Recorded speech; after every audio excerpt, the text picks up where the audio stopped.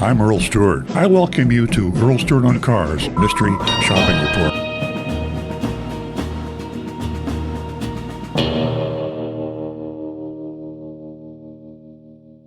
New Bachrodt Chevrolet in Coconut Creek, speaking in the first person as if I were Agent Lightning. I arrived just before lunch. As I was walking up the front steps, the salesman was smiling at me and then overextending his hand for a handshake. He introduced himself as Matt and asked if I had an appointment with anyone today. Matt said he was happy to help me out and suggested that we go over to his desk. He asked, "What do you have in mind to accomplish today?" I said, "I'm looking for a truck to haul a fifth-wheel camper, and I saw some great deals on the website." Matt asked, "What features are most important to you?" I said, "Adaptive cruise control and leather seats." And then I showed him the truck advertised online, a new 2024 Chevrolet Silverado RST with an MSRP of $59,925. Lou Bachrodt was offering it for sale for $47,937. Whoa! $12,000 off MSRP. Matt confirmed it was in stock and available for sale. He suggested we go take a look and get the keys. Matt offered me for me to sit in the air conditioning for a while he pulled the car around up front. About 2 minutes later, Matt was back already. Mentioned for me to come and see my new truck. She's a beauty. We went outside. There she was. Matt used the auto start feature to start it, and then he showed me all the features he had to offer.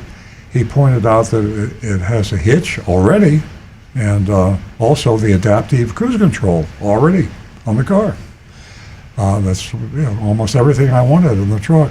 Matt then pulled up the big screen. He went through the navigation, adding Google Play, Apple CarPlay, etc. He also mentioned that there's a lift kit and a bed liner in the truck bed, which they don't all have. The addendum label, the infamous addendum label, next to the properly placed Monroney label. So Lou Bachrodt, pat on the back to Lou Bachrodt, actually not tearing the Monroney label off and hiding it somewhere.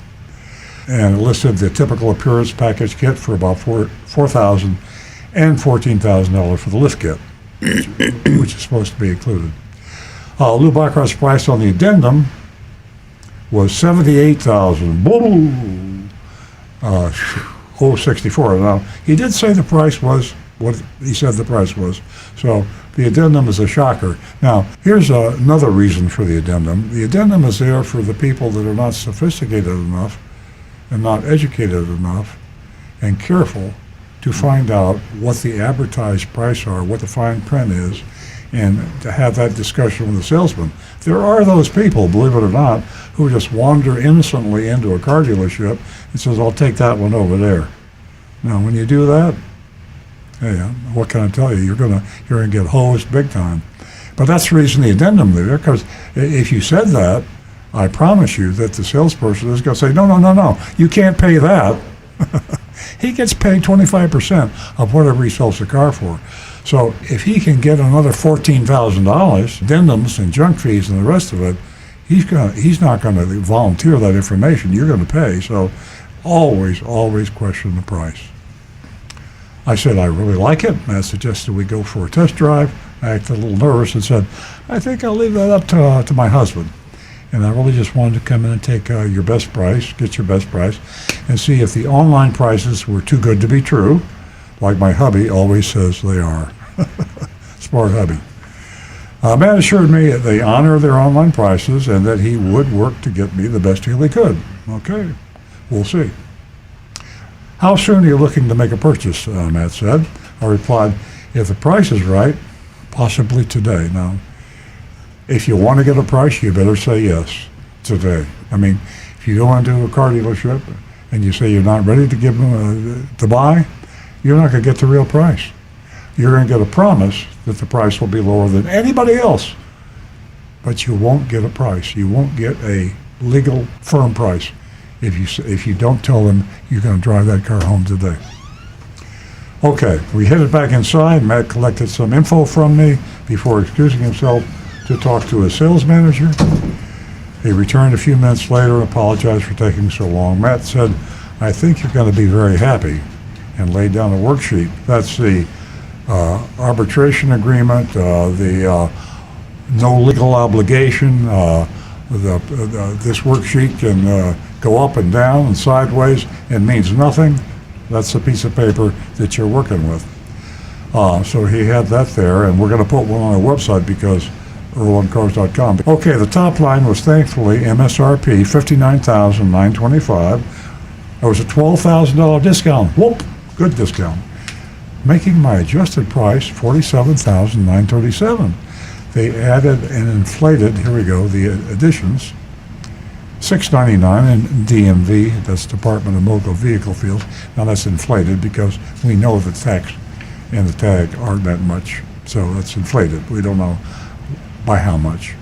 I'd say probably a couple $100. And here's a doozy, $1,693 junk fee they called a processing dock fee. Oh man, that's a doozy, isn't it? $1,693 processing dock fee. Matt explained the big discount came courtesy of some very aggressive factory incentives. I noticed that the total out-the-door price was less than MSRP. There you have it, folks.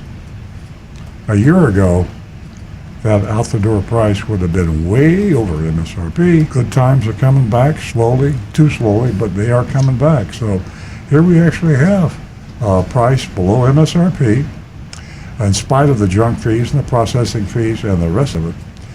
And what part of that is due to aggressive factory incentives. So you will see that too, but it's all money, right? And be very careful when you buy a car today, because you might not know about the factory incentives. And when you get into the box, the finance department, and they start throwing these papers at you in a white blur, and they got the pen in your hand and they're rubbing your fingers over the paper, you're signing stuff you don't even know what you're signing. And one of the things you might be signing is you assign all factory incentives to the dealer. Now that could be a customer incentive, and you might have a couple $1,000s that they advertise they're going to give you if you buy this car. But if you don't know about it, you ain't going to get it. You're going to assign it to the dealer, and you'll never know you did it. And you'll put it in his pocket. That's profit. And that's what happens in the box. I also noticed, and that's good news, that the worksheet did not reflect the inclusion of lift kit. Now, I find it hard to believe after he affirmed that multiple times in writing, they would dare to try to slip that little lift kit back in on top of that price that they just gave you. I don't think they would, but I don't know. I thanked him for his time, Matt, that is. Said I'd be in touch after I talked with my husband. Matt asked me to please give him a moment. Just a moment. Got to get Kenny. Got to get my sales manager. Same old, same old. The name of the game. A few minutes later, we returned with Kenny. Matt introduced him, and Kenny explained that it's a great deal on this truck. And usually you only get special financing or deal discounts, but he could probably work something out. Probably get both if I decide to buy today. He went on to say that GMC offers annual percentage rate incentives or dealer discounts, but not both. They're virtually always excluded, one or the other, so that's an accurate disclosure. I won't get off into that, but you basically will use the APR if you're going to finance for a long time, which most people do, unfortunately. And your cash incentives are usually less because of the high interest rates if you're going to finance through the dealer, which you shouldn't, but if you have to. I then asked, does the truck come as it sits right now with the lift kit at that price you showed me? They both assured me it does. So it did, it didn't, it did, it didn't, and the last that I walked out the door it is included. Small bucks anyway. I thanked them, said I'd be in touch. Right. Okay, let's hear what votes we have. Rick? For me, I'm going to say a C+. Nancy? I give them an F. My vote is for a C+. This is what can happen if you let your dealership go, and that's what happens. Most people don't hang on and try to manage their dealerships, and they make a lot of money, and they move to Montana, they move to the Greek Isles. I don't know where they moved to, but most of these people, they don't even know what the dealerships look like anymore. And they're in the hands of the mercenaries.